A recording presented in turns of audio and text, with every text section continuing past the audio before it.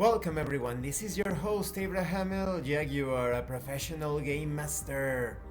First of all, this channel is proudly sponsored by the Crueltide Pocket Rulebook Kickstarter. In this tabletop RPG, Santa Claus has been captured, and you need to rescue him by role-playing as any sort of fantasy creature imaginable. You could be a human with holiday powers, perhaps one of Santa's helpers, an elf, maybe a talking reindeer, or perhaps a gingerbread cookie golem. It's up to you to restore the holiday cheer and check out the stretch goals. This channel is also proudly sponsored by Detri Studios, the publishers and developers of Dames of Asstoria, a tabletop role-playing game where you play as monster girls experiencing high adventure in a world that doesn't fully accept them. They have also released the Pay What You Want tabletop RPG Daughters of Lamb, where you get to play as cybernetic nuns with guns, looking for the missing pieces of their AI god. This channel is also proudly sponsored by the Red Room Publishing.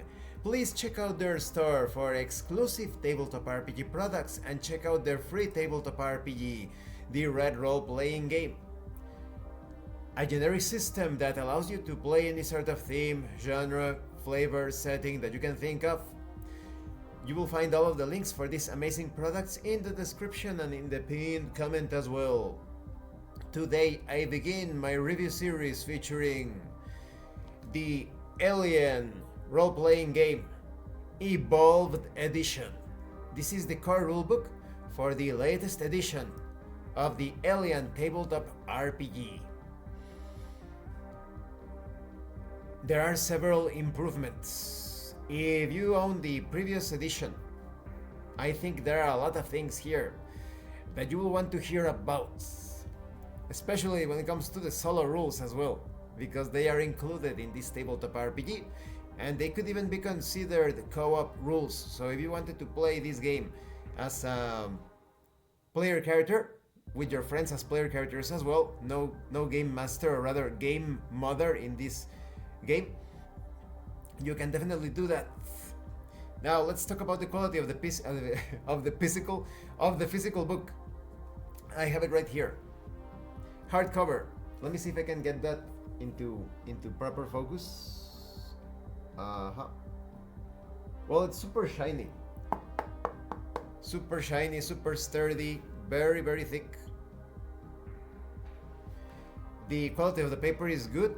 The paper semi-glossy.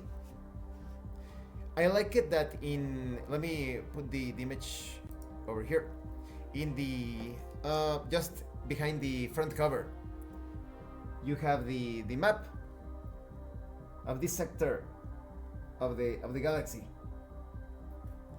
It is the stars of the middle heavens. You have the legend to understand where the colonies are located, the Three World Empire, the United Americas, etc. And in the back, behind the back cover, let me see if I can get that into focus, because the lines are a bit well, you cannot tell very clearly, but that's a map or a chart that you use during space battles. So the quality is superb. Great organization, great writing.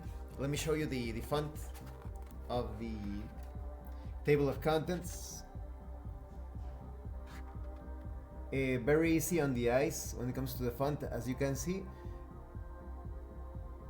It is of a different style when compared to the previous edition. It was all black, and this one is all white.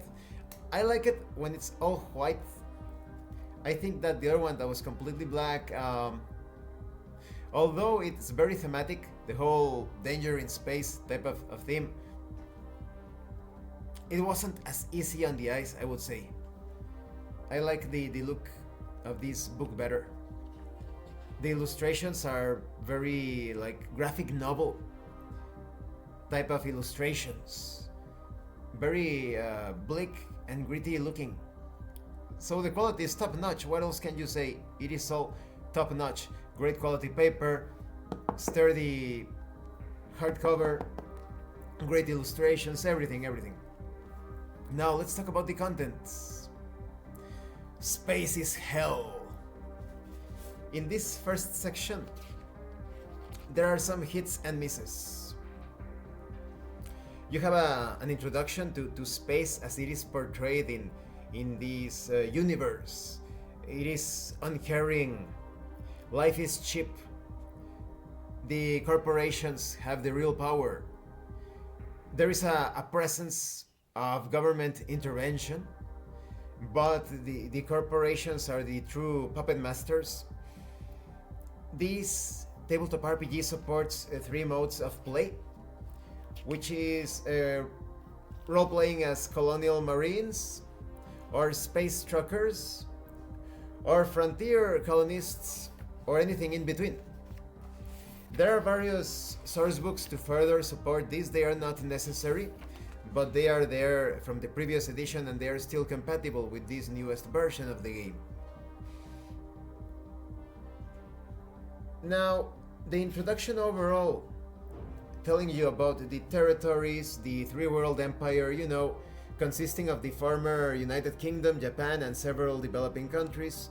You have details on how the frontier is a bit of a battlefield, not open battlefield that it's always at war, but there are many cold, subtle operations being carried out in the background, in the shadows, so that the various factions have greater control over the frontier in space.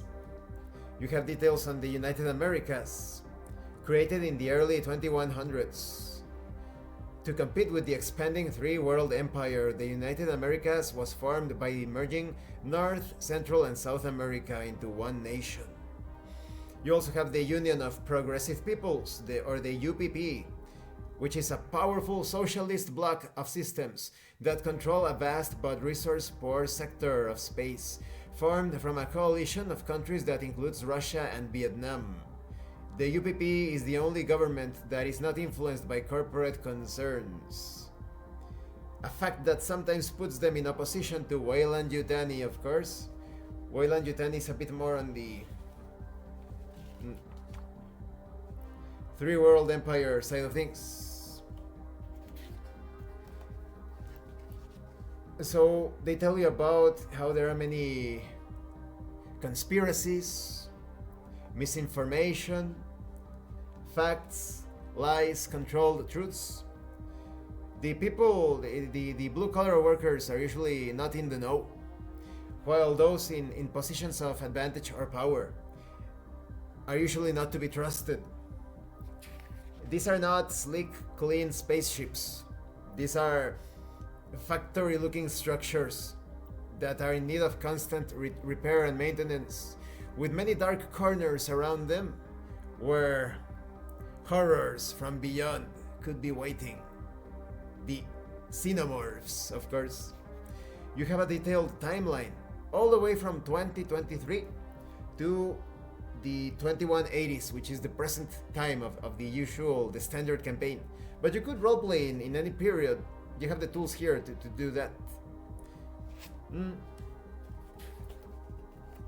You also have the details on the careers on the frontier, like I said, the space truckers, colonial marines, the frontier colonists, even company reps.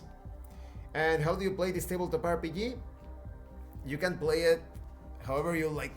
What I mean by that is that you can play it alone, you can play it with your friends, or you can play it with your friends with one of you participating as the game mother, which is the game master in other tabletop RPGs. You present a situation and the players interact with it. Now, sadly, I can see now that this author, where is he? Niels, I think it was Niels Carlin, probably didn't have too much of a say in the writing of this book, because for those of you that do not know, I have labeled the Walking Dead Universe tabletop RPG from Free League Publishing as one of the top 2 worst explanations on roleplay. And that was written by Niels. But after Niels watched my review, he didn't give me credit for this, but it is obvious that he watched my review because nobody else of the reviewers criticized this. I criticized the horrible roleplay explanations, and in his other book, The Electric State, he corrected many of the things that I mentioned, specifically those points, so it's obvious that he watched my review. But here in the Alien core book, the roleplay explanations are pretty shitty. They confuse storytelling with roleplaying. This is not Children of the Fall, this is not Raven, this is not Steambuild Riders, this is not the Hardy Boys. So, listen to this. So what is a role-playing game? If you have made your way here without knowing what a role-playing game is, if you have made your way here without knowing what a role-playing game is, just like the author of this book, congratulations! Ooh. Role-playing is a unique form of gaming that combines tabletop gaming with storytelling. No, fuck. You're not telling a story about the characters. You're not saying, Joe the Space Marine, Joe the Marine went into the colony and then he started to kill all of the aliens, and then he opened the drawer from the desk and he found a key card to open the door for the next room. No. The Game Master presents a situation, and you interact with it by describing your actions and reactions within the game world, within the fictional universe. As I always say in many of my videos, you are not telling stories about your characters. You are experiencing the game world as your characters. Right now, I am not telling you a story on how I am recording a video and looking at the monitor and speaking to you. No, I'm just taking action. And in tabletop RPGs, you do that by describing your actions. You don't tell stories.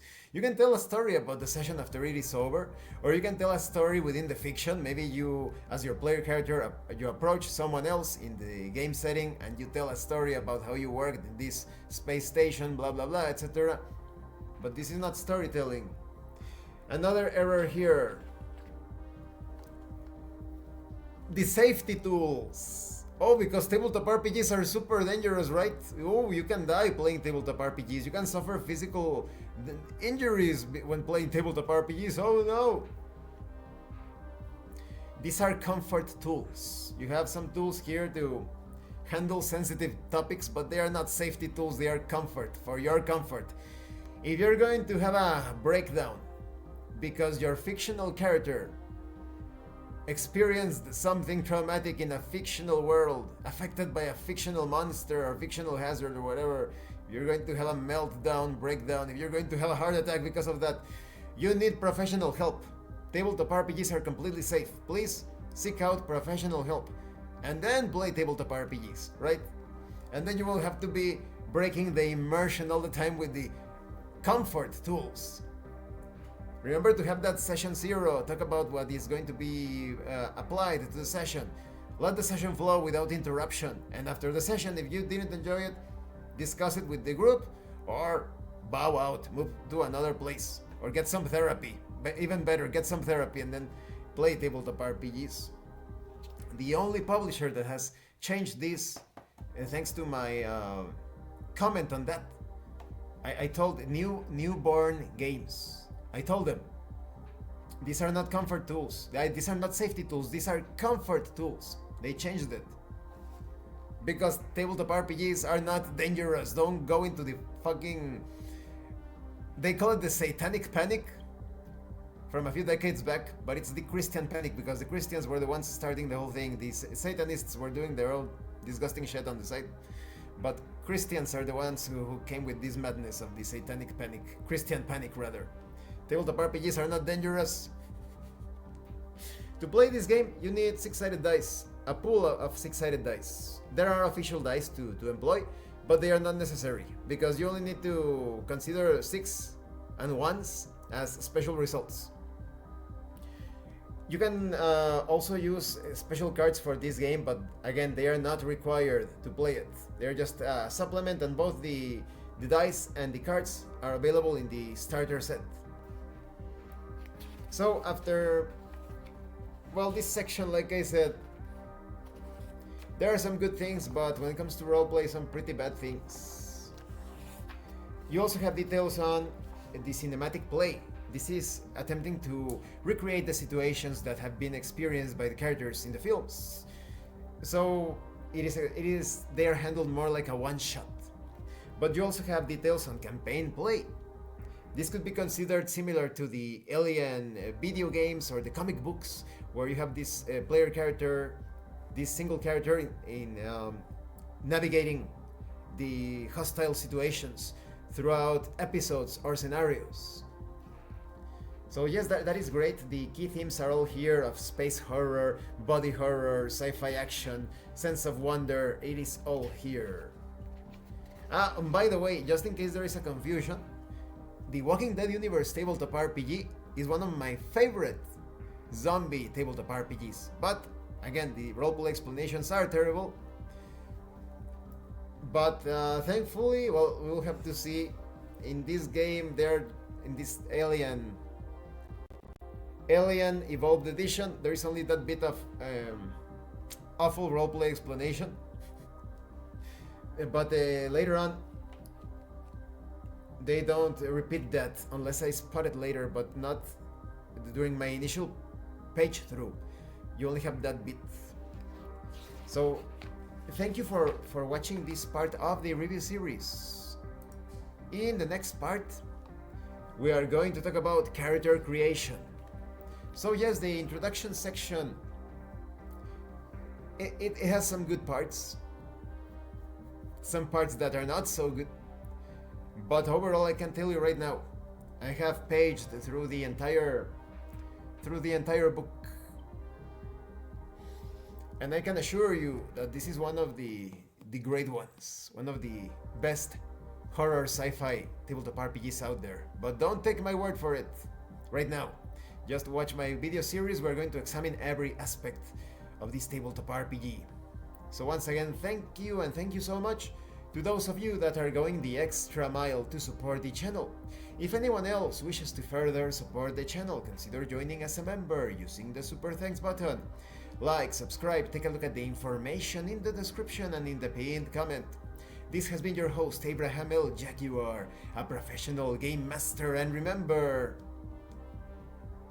in tabletop role-playing games, you are not telling stories about your characters.